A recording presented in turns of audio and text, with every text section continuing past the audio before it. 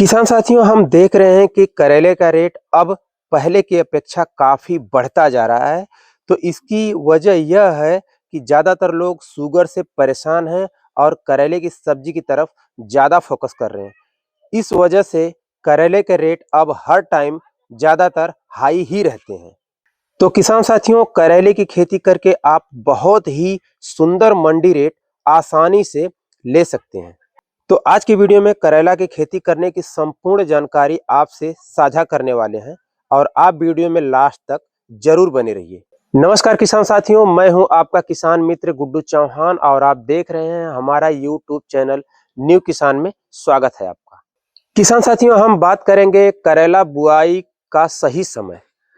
वैसे तो किसान साथियों, करेला की बुआई आप 1 फरवरी से 30 मार्च के बीच में कभी भी कर सकते हो, लेकिन अगर इसकी बुआई आप 10 फरवरी तक कर देते हो तो आप अगेती की लिस्ट में आ जाते हो। इसका मतलब यह है कि आप औरों की अपेक्षा अधिक मुनाफा ले पाओगे। किसान साथियों, हम बात करेंगे मिट्टी और खेत तैयार की।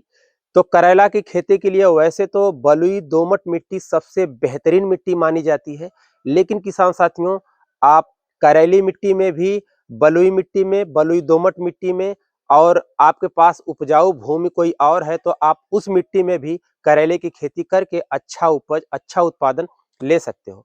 खेत तैयार की अगर हम बात करें तो गोबर की सड़ी हुई खाद 8 से 10 ट्रॉली प्रति एकड़ के हिसाब से आप अपने खेत में जरूर डालें। किसान साथियों, गोबर की खाद डालना ज़्यादा आवश्यक इसलिए हो जाता है क्योंकि लगातार फसल लेने के बाद अगर हम सिर्फ रासायनिक खादों का इस्तेमाल करते हैं तो हमारे खेत की उपजाऊ क्षमता काफ़ी कम हो जाती है। हमारे फसल में ज़्यादातर पीला मोजैक वगैरह और ज़्यादा फसल ग्रोथ नहीं कर पाती है, फसलें अच्छी हरी भरी नहीं रह पाती हैं। और वहीं अगर हम गोबर की खाद का इस्तेमाल करते हैं तो हमारी फसलें अच्छी ग्रोथ, अच्छी हरी भरी, अच्छे कल्ले, अच्छे उत्पादन देने में सक्षम होती है। इसलिए किसान साथियों, गोबर की खाद का इस्तेमाल आपको हर फसल में हर बार जरूर करना चाहिए, खास करके करेले की फसल में तो स्पेशल तौर पे। तो 8 से 10 ट्राली प्रति एकड़ के हिसाब से गोबर की खाद आपको डालना है और अपने खेत को कल्टीवेटर से 2-3 अच्छी गहरी जुताई करके 8 से 10 दिन छोड़ देना है, धूप लगने देना है। किसान साथियों, उसके बाद आप अपने खेत में हल्की सिंचाई करके जब खेत जुताई के लिए दोबारा तैयार हो तो आप अच्छी तरह जुताई करके रोटावेटर चलवा करके खेत की मिट्टी को पूरी तरह से भुरभुरी और अपने खेत को बिल्कुल समतल कर लेना है। किसान साथियों, अब आपका खेत बुआई के लिए पूरी तरह से तैयार हो चुका है। किसान साथियों, बीज बुआई से पहले आप अपने बीज को 24 घंटे पानी में भिगो कर रखें। उसके बाद निकालने के बाद कॉटन सूती कपड़े में लपेटकर भूसा जैसे गर्म स्थान में थोड़ा सा नीचे दबा करके लगभग 3 दिन तक आपको रख देना है। उसके बाद किसान साथियों, आप निकाल करके बुआई कर सकते हैं। ऐसा इसलिए करना है क्योंकि करेले के छिलके जो है कि उसके बीज के छिलके काफ़ी मजबूत होते हैं, काफ़ी स्ट्रांग होते हैं, जिसके कारण उनके अंदर जर्मिनेशन काफ़ी स्लो होता है। कभी-कभी ऐसा देखने के लिए मिलता है कि जर्मिनेशन आता ही नहीं है। इसलिए अगर आप पानी में भिगो करके इस तरह से अगर क्रिया करेंगे तो आपके बीज में जर्मिनेशन जल्दी से और सब में लगभग आ जाएगा। बुआई के तरीका की अगर हम बात करें तो आप पौधे से पौधे की दूरी 2 फीट रखेंगे और लाइन से लाइन की दूरी 5.5 से 6 फीट तक रख सकते हैं। किसान साथियों, 6 फीट तक अगर आप रखते हैं तो अच्छा डिस्टेंस है, क्योंकि करेले के जो पौधे हैं उनकी लताएं हैं थोड़ी सी ग्रोथ करती हैं, फैलती हैं, जिनके कारण उनके अंदर अच्छा फूल और फल आता है। वही डिस्टेंस अगर आप कम कर देंगे तो ज़्यादा नज़दीक होने के कारण फसल के अंदर फूल और फल की संख्या काफ़ी कम हो जाती है। इसलिए डिस्टेंस 5.5 से 6 फीट आपको लाइन से लाइन जरूर रखना चाहिए। किसान साथियों, करेला की बीज बुआई करते समय आप अपने खेत में चारों तरफ मक्का की बुआई जरूर कर दें। 2-3 लाइन चारों तरफ खेत के मक्का बुआई आप जरूर कर दें और बीच-बीच में भी कुछ लाइनें मक्का की जरूर बुआई करें। किसान साथियों, अगर आप मक्का की बुआई करते हो तो इससे कई फायदे मिलते हैं।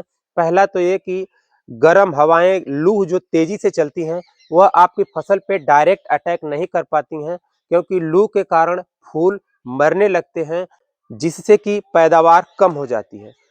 वहीं अगर आप मक्का की बुआई करते हो तो डायरेक्ट आपकी फसल पर लू का प्रकोप नहीं हो पाता है और कीट के भी अटैक ज़्यादातर कम हो जाते हैं। इसलिए आप अपने खेत में चारों तरफ मक्का की बुआई करें और बीच में कुछ लाइन भी खेत में बुआई जरूर करें। किसान साथियों, हम बात करेंगे उर्वरक की। तो ज़्यादातर किसान भाई खेत की जुताई करते समय उर्वरक पूरे खेत में डाल करके जुताई करवा देते हैं। तो हम ऐसा नहीं करेंगे। ऐसा इसलिए नहीं करेंगे क्योंकि हमको कम बजट में अच्छा उत्पादन लेना है। तो पूरे खेत में उर्वरक डालने की बजाय हम पहली गुड़ाई करते समय, जब पौधे की पहली गुड़ाई करेंगे उस समय लाइन टू लाइन उर्वरक डाल करके गुड़ाई करेंगे और उसके बाद सिंचाई कर देंगे। किसान साथियों, अगर इस विधि से हम उर्वरक का उपयोग करते हैं तो हमारे खर्चे काफी कम हो जाते हैं। लगभग 55 से 60% आपके उर्वरक की बचत हो जाती है। उर्वरक में आप DAP 20 KG, single super phosphate 20 KG, muriate of potash 15 KG, 10 KG urea और 5 केजी फ्यूराडान को पूरी तरह से मिक्स कर लें और लाइन टू लाइन खेत में डाल करके गुड़ाई कर दें और गुड़ाई के कुछ दिन बाद आप अपने खेत की सिंचाई कर दें।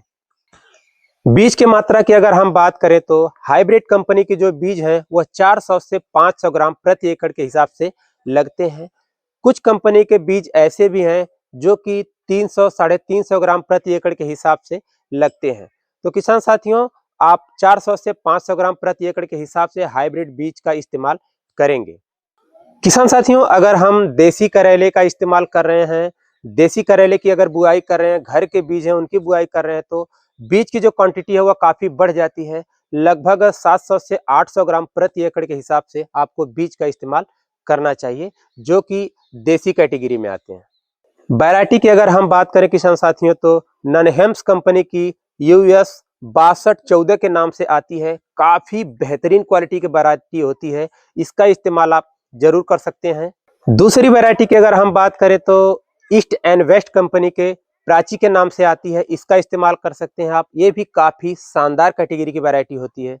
किसान साथियों, तीसरी जो वैरायटी है वह है यूएस एग्री सीड्स SW 826 का इस्तेमाल आप कर सकते हैं। ये भी काफी बेहतरीन क्वालिटी की वैरायटी होती है।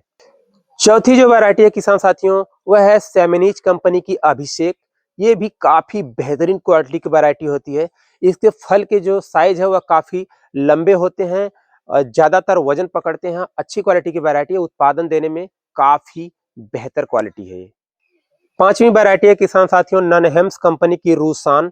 ये भी अच्छी क्वालिटी की वैरायटी है, इसका इस्तेमाल भी आप कर सकते हो। छठवीं वैरायटी की अगर हम बात करें तो ननहेम्स कंपनी की अमन श्री। ये भी काफी अच्छी क्वालिटी की वैरायटी होती है, उत्पादन अच्छे होते हैं, अच्छी ग्रोथ होती है पौधों में, तो इसका इस्तेमाल आप कर सकते हो।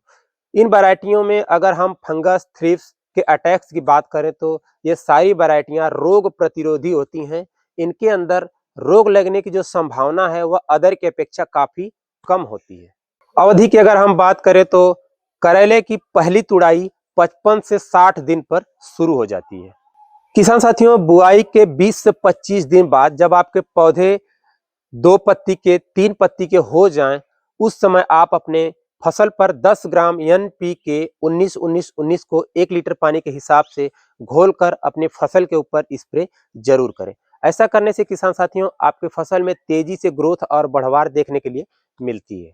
किसान साथियों, बुआई के 35 से 40 दिन बाद जब आपकी फसल में हल्के हल्के फूल दिखने लगे, उस समय आपको दूसरा स्प्रे जरूर करना चाहिए। 10 ग्राम NPK 19-19-19 को 1 लीटर पानी के हिसाब से घोलकर अपनी फसल पर, पूरे फसल पर 1 एकड़ में स्प्रे जरूर कर लेना चाहिए। किसान साथियों, वह स्प्रे करने के बाद आप देखेंगे कि आपके फसल में तेजी से फूल की संख्या दिखने लगेगी और ग्रोथ बढ़वार तेजी से होने लगेगी। किसान साथियों, जब आपकी फसल 55 से 60 दिन की हो जाए, उस कंडीशन में आप देखेंगे कि आपके फसलों पर फल दिखने लगेंगे।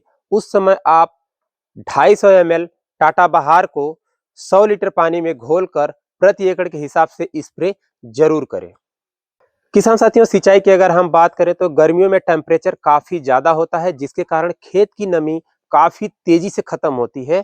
तो इसलिए आप अपने खेत की नमी को मेंटेन रखने के लिए समय समय पर सिंचाई जरूर करते रहें, क्योंकि अगर आप सिंचाई समय पर नहीं करेंगे तो आपकी फसल में फूल लगने कम हो जाएंगे, जिसके कारण आपकी फसल की पैदावार काफी कम हो जाती है। इसलिए समय समय पर सिंचाई अपने हिसाब से नमी मेंटेन बना कर रखें। किसान साथियों, करेले की फसल में थ्रिप्स सबसे भयंकर समस्या है। इसके प्रकोप से पत्तियां सिकुड़ने लगती हैं, पीला पड़कर धीरे धीरे पत्ते सूखने लग जाते हैं, जिसके कारण पूरी की पूरी फसल, पूरा का पूरा खेत पूरी तरह से खराब हो जाता है। इसलिए किसान साथियों, यह कीट लगने से पहले 10 से 12 दिन के अंतराल पर आप अपने खेत में 180 ml स्पेंट्रम 11.7% एससी को 200 लीटर पानी में घोलकर प्रति एकड़ के हिसाब से स्प्रे जरूर करना चाहिए आपको। या फिर किसान साथियों, 100 ml फेनप्रोपेथ्रिन 30% इसी को 200 लीटर पानी में घोलकर प्रति एकड़ के हिसाब से आपको स्प्रे जरूर करना चाहिए।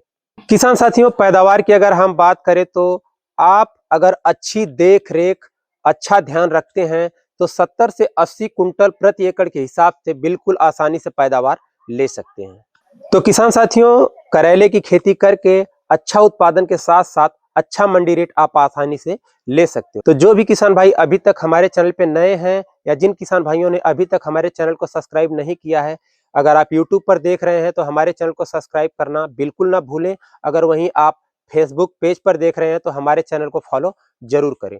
आज की वीडियो में बस इतना ही, मिलते हैं फिर किसी दूसरी वीडियो में नई जानकारी के साथ। तब तक के लिए जय जवान जय किसान।